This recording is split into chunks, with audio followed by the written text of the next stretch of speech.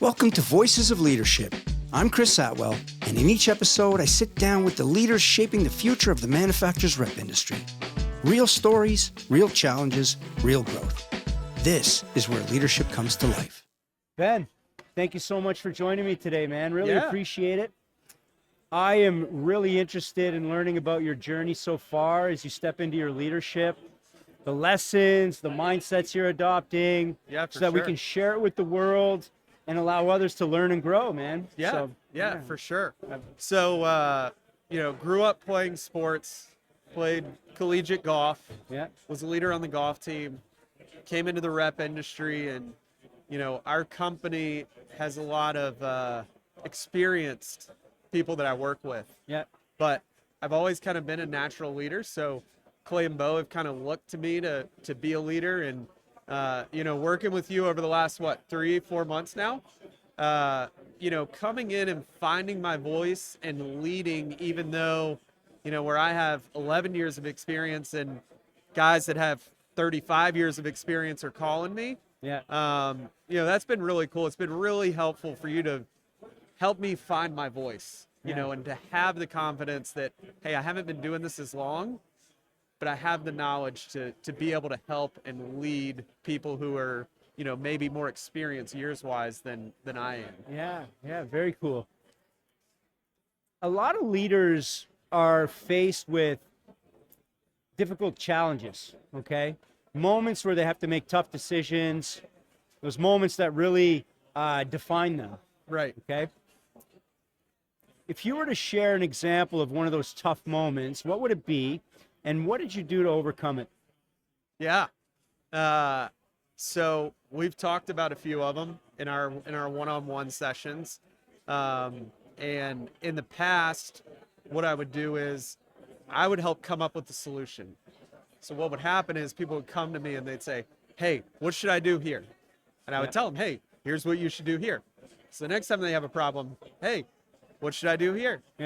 And you're feeding the beast, and you came up with the 1-3-1, or you informed me of the 1-3-1 model, and that was huge to get people to start thinking for themselves. And I'll never forget the first time that I used that model. It was one of the guys who'd been working with us for a while, and one of those uncomfortable situations. And I said, well, what are your options? And he goes, well, I don't know. I said, well, think about it. Let me know, and we can talk about it. He was kind of taken aback, and I sent you a message on Voxer, and we talked about it a little bit. And a week later, he came back and he was like, "Hey, this is what I did." And I was like, "Oh, that's great. How did it work out?" And it worked out well. But to have the confidence to kind of push it back onto him, that was really cool. So just the ideas that you have of how to look at things differently and get people to start thinking for themselves. That's been it's been really, really helpful. It's a great example because so many of us in leadership roles not only face difficult decisions that we have to make as a company, but we get brought forward the difficult challenges that our team members and our colleagues have every single day, and they seek advice from us. And we can continue, as you say, feeding the beast and giving them the answers. But then what happens is they rely on you for the answer.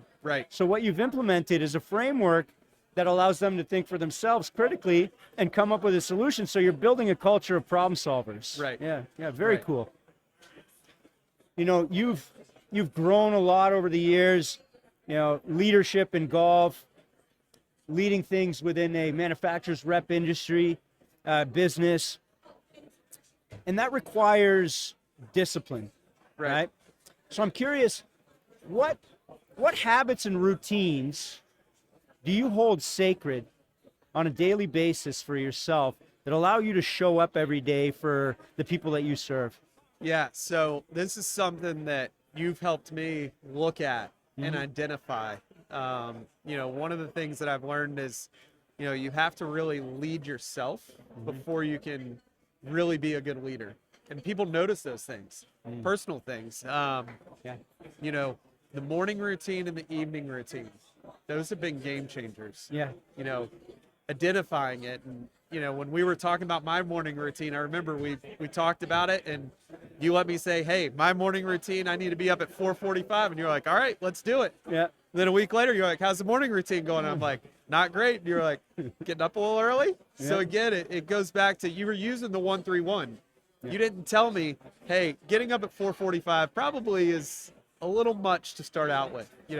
Let's keep it simple. I tried to pack a lot in there. Yeah. And, you let me learn that, hey, this isn't working. And then you walked through, gave me some ideas. We came up with some ideas together, and, we've tweaked it to where it's something that I can do every single day. And then, a lot of people talk about a morning routine, but the evening routine, so you can do the morning routine. Yeah. That's been really, really impactful, not only in my business, but with my family too. When I get home from work, I'm doing things to where I can be intentional. Putting the phone away. Phone isn't there. That one's still hard to do. That's one that I'm still working to grow on, but trying to have intentional time with the family, but then also intentional time for myself to, reflect and not get sucked into the doom scrolling, as we call it, which is easy, very easy to do. Which can absolutely hijack your evening routine if you're not careful. Yeah. So what I'm hearing here is that you recognize the power of rest, right, and a very sacred morning routine that allows you to show up every single day, and you're embracing it. So good for you, man. That's right. That's You great. start the day with the win, and your day is you're starting off on the right foot. Yeah. I want you to imagine yourself 15 years ago, okay? Stepping into leadership. What advice would you give yourself today? Oh man, that's a good one. That's a good one. Reach out to a leadership coach. Working with you has been really impactful. I know a lot of times people are like, oh, I got this figured out. But somebody who is an expert in being a leader will come up with ideas like the evening routine. Everybody talks about the morning routine. Everybody talks about that. There's very few people that talk about an evening routine. Yeah. Having somebody to be able to bounce ideas off of. I know one thing we've talked about with having 2 little kids at home is, finding time to work out and bouncing that idea off of you. And, you saying, hey, your physical health is as important as your day-to-day 8 to 5 stuff. So the only time that you have is over your lunch break, or cutting a couple days short at 4 o'clock to get to the gym before you pick the kids up, that sort of thing. Yeah. Getting the confidence to look at things differently, it's huge. So, find people that are experts in it and learn from them, and go into it with an open mind, and find somebody to teach you some fire breathing. I love it. No, great advice. I mean, we often, we believe that, not that we believe, we end up in this lone wolf mentality, thinking that we can figure it all out ourselves. And it sounds to me like, for you, the advice you give is find some people to help you. Right. Yeah. Excellent. All right. You've got a bright future ahead of you. Okay. What are you most excited about that's coming up for you in the near future? And what does it require of your leadership? So I would say what I'm most excited about that we've talked about is making an impact, making an impact on my coworkers, even though I don't have an official leadership role. We've talked about goal setting and including some of our other outside sales guys into that. And I'm excited about creating an impact, investing in some of my coworkers, taking some of the things we talk about, teaching that to them, and then seeing them teach that to somebody else, and seeing the spider web effect that's going to create. And what does that require of you to do that? Where do you need to step up? Your discipline? Yeah, discipline, being consistent, and taking the time to get out of the day-to-day, to get out of the, hey, where's this order? When is this going to be fixed? Instead of being reactive, being proactive. Okay. And having sacred times in my week to take time to think about, hey, who is somebody within the company that I can connect with, that I can share some of the things that I've learned with you with, that would be able to learn and grow from that. So making sure I'm being proactive as opposed to just reactive. Beautiful. And it sounds like stepping into your servant leadership, mentoring people. Yeah.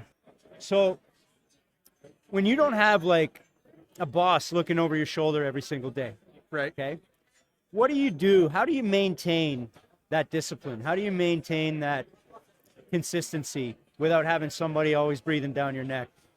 So I think that goes back to leading yourself. Okay. You know, character is what you do when nobody's watching. Yeah. You know, and I think that's something you can learn, but it's also something that is, that's a core value that I have, that I think you really have to learn it from an early age. Yeah. And I think that that's one sign of a good leader, that, you know, they want to do the right thing even when nobody's watching, because they want to lead themselves. Yeah. And if you're not going to lead yourself, you can't lead other people. I love it. Yeah. Great. Well, thank you so much for joining me today, Ben. These insights are really powerful, especially for young leaders like yourself, because there's so many of us and so many others that want to learn, grow, and lead with purpose. Yeah. And you being visible and sharing your story is going to have that impact that you're talking about. So thank you very much. Good deal. Yeah, appreciate it, man. Yep. Awesome. Cool.